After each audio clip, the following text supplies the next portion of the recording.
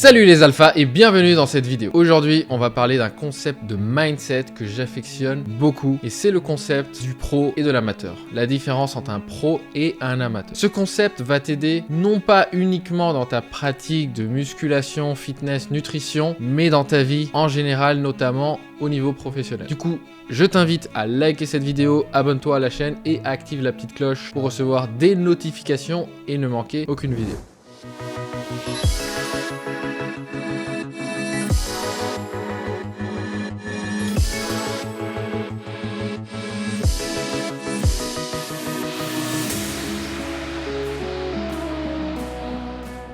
Beaucoup des idées dont je vais te parler aujourd'hui sont reprises dans le livre Turning Pro de Steven Pressfield.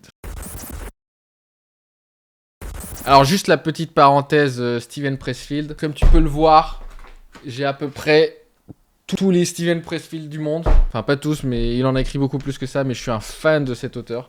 Moi je l'ai découvert avec un livre qui est le premier que j'ai lu de lui, que je pourrais résumer dans une autre vidéo, mettez-moi un résume-nous War of Art si tu veux, c'est The War of Art, qui est un livre que j'adore, qui parle du processus créatif pour, par exemple, les artistes, mais aussi les entrepreneurs. Il parle de l'idée de résistance. On a tous une résistance qu'on doit affronter pour devenir ce vers quoi on veut aller, ce qu'on veut être. Il faut se mettre à sa table et écrire tous les jours. Je vais pas vous résumer l'autre livre, mais il en a écrit un autre qui s'appelle Turning Pro, d'où je vous tire beaucoup des idées de cette vidéo. Et c'est un livre qui m'a beaucoup parlé, je vous invite à le lire. Mais en réalité, il a écrit ça par la suite. À la base, c'est un auteur de romans de fiction, de romans historiques. J'ai adoré. C'est vraiment des romans pour mecs. Hein. Gates of Fire. Si vous avez vu le film des 300 Spartiates, ça a été écrit avant, évidemment. Donc ça reprend la fameuse bataille des Thermopyles. Mais c'est trop bien parce qu'en fait, qui dit roman historique dit qu'en fait, il a repris grosso modo l'histoire telle qu'elle est. Mais comme les dialogues et tout ça, on ne peut qu'imaginer ce qui s'est vraiment passé. Bah, il s'est créé tout un univers avec des personnages. C'est assez génial. Les scènes de guerre sont ouf. Et j'ai adoré ce livre. Et celui-ci, je l'ai encore plus kiffé. C'est The Virtues of War. Alexandre, c'est un livre sur la vie d'Alexandre le Grand. Incroyable. Donc, je sais pas si ces deux livres existent en français. Ils existent en français, je vous mettrai les liens aussi. Je suis presque sûr que celui-là, il existe en français, Les Portes de Feu. Mais je sais pas pour les autres. Pareil pour Turning Pro et War of Art, je sais pas s'ils existent en français, les amis, mais ça serait une bonne excuse d'apprendre l'anglais. Bref, on en revient à notre Turning Pro. Alors, c'est quoi un pro? En gros, un pro, c'est mieux qu'un amateur. Je te l'ai abrégé.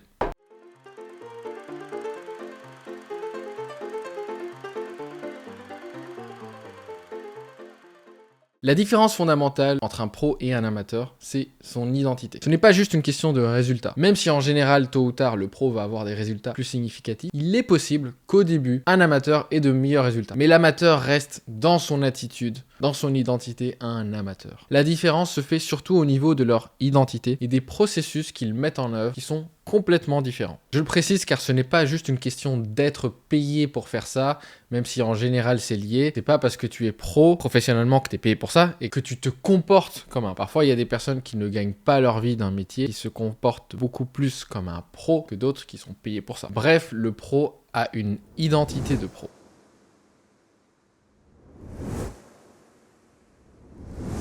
Deuxième niveau, le niveau de la pratique. La pratique du pro est très différente de la pratique de l'amateur. Dans sa pratique, le pro a une pratique dite délibérée et l'amateur a une pratique ordinaire. Qu'est-ce qu'une pratique ordinaire? La pratique ordinaire, c'est un peu ce que tout le monde fait. Tu prends la musculation, tu vas à la salle, tu vas t'entraîner, tu vas pousser un peu de poids et puis c'est tout. Tu fais un peu comme les autres. Tu prends des conseils à droite à gauche. En nutrition, tu vas manger un peu plus de poulet parce que tu as vu tes potes qui mangent un peu plus de poulet. Tu te dis, bon, il faut que je fasse attention, mais ça va pas aller plus loin. Ça marche aussi pour la guitare. La pratique ordinaire, c'est quand tu gratouilles, quand tu te fais plaisir pendant une demi-heure et tu rejoues les morceaux que tu sais déjà faire. Pour un écrivain, tu écris quelques pages de temps en temps quand tu es motivé. Ça, c'est une pratique ordinaire. Et d'ailleurs, c'est un bon point ça. La pratique ordinaire, elle est définie par un côté aléatoire de motivation de l'instant. Si je suis motivé aujourd'hui, je vais à l'entraînement parce que je suis motivé, que j'ai envie d'y aller. Je vais à la salle parce que j'ai envie. Ça me fait du bien. Allez, go. C'est un peu comme l'écrivain qui se dit, bon, aujourd'hui, j'ai pas écrit, j'étais pas inspiré, mais... Et tout ça, c'est l'amateur. L'amateur, il est dans une pratique ordinaire. Pratique ordinaire, c'est aussi une pratique qui n'a ni queue ni tête. Tu vas un peu t'exécutes, tu fais des mouvements, mais c'est pas structuré. Et le piège en plus, c'est que ça marche au début. Ça peut sans doute marcher au début parce que c'est mieux que rien. Quand tu faisais rien, maintenant que tu fais un peu, bah, c'est mieux que de rien faire. Un autre exemple, c'est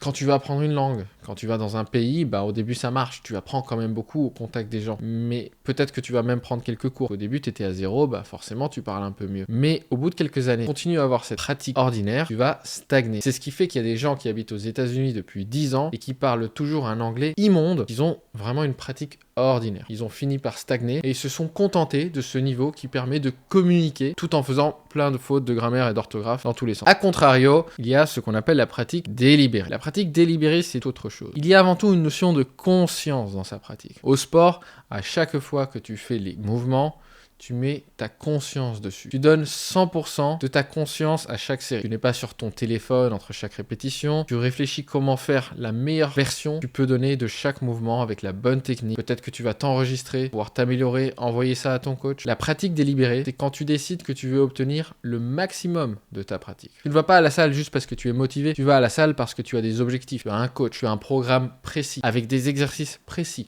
avec un nombre de répétitions précis et un poids précis. Et le tout va évoluer au fur et à mesure pour s'assurer d'atteindre tes objectifs et de façon précise. La pratique ordinaire, elle est désorganisée, défocalisée et elle n'a pas d'objectif clair. Alors que la pratique délibérée, elle est organisée et elle est construite autour d'un objectif précis. Du coup, voilà la différence entre la pratique ordinaire et la pratique délibérée dans sa discipline. Et le pro, évidemment, c'est celui qui va prioriser la pratique délibérée, qui va pas se contenter d'une pratique ordinaire. L'amateur, souvent, au contraire, va se contenter d'une pratique ordinaire.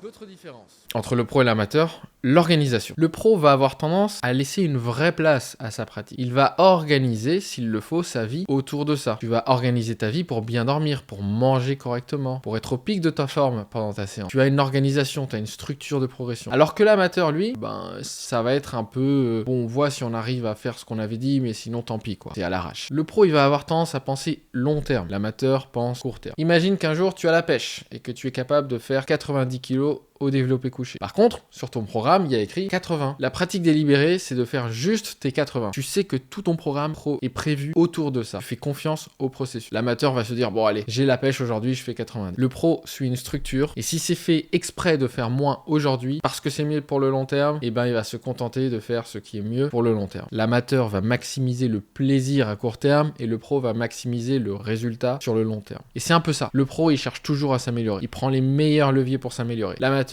il fait comme s'il était déjà bon. L'amateur, il pense qu'il est déjà arrivé. Du coup, il cherche plus à avancer. Le pro, il est, comme dirait Jeff Bezos, le fondateur d'Amazon, il se dit que c'est « It's always day one ». On est toujours au premier jour, c'est-à-dire qu'il a une mentalité de débutant. Il se comporte pas comme s'il était déjà arrivé. Il a de l'humilité et il sait qu'il a encore beaucoup de choses à apprendre. En anglais, on appelle ça « the beginner's mindset », le mindset du débutant. Le pro a une méthode. L'amateur, il fait au hasard. Et voilà. Alpha Body, ça marche aussi comme ça. C'est une méthode. Ce n'est pas juste une série de conseils décousus les uns par rapport aux autres. Si tu veux aller plus loin, on t'accompagne à avoir une méthode pro pour atteindre tes objectifs de fitness, nutrition, perte de poids. Je t'ai mis un lien en description pour faire un bilan avec un coach. D'ailleurs, le pro te fait coacher ou mentorer, accompagner. L'amateur croit beaucoup trop fort pour ça. En tout cas, dans tous ces domaines, que ce soit la musique, le sport, le golf, l'entrepreneuriat, la vente, c'est toujours le même principe. Si tu prends la guitare ou le skate, d'ailleurs, l'amateur, il s'entraîne jusqu'à y arriver. Par exemple, la figure, tu sais, les figures de skate. Et il y arrive une fois et ça suffit. Le pro, il s'entraîne jusqu'à ne plus pouvoir échouer. C'est-à-dire, il peut plus se tromper. Donc, il doit s'entraîner jusqu'à arriver à ce moment où, malgré toutes les mauvaises conditions, du vent, de la fatigue, il réussit quand même à faire son mouvement de skate. Il ne peut pas ne pas le réussir. C'est différent de je me suis entraîné une fois et j'ai réussi à bien le faire, c'est bon. Quand j'ai la chance. Je sais pas si vous avez des enfants ou des ados dans votre entourage, on connaît tous celui qui va te montrer une figure de skate et qui te fait attends, je te la refais, je vais te la montrer et te le fait passer 7 fois et enfin il y arrive et t'es là, ouais, bravo, ça t'a pris 7 fois. Non. Le pro en skate, il arrive, bam, ça passe à chaque fois. Et c'est beaucoup plus dur. En guitare, c'est pareil. Attends, je te refais le morceau. Non, le pro, il arrive, il est sur scène, le morceau, il passe tous les coups. C'est ça le pro.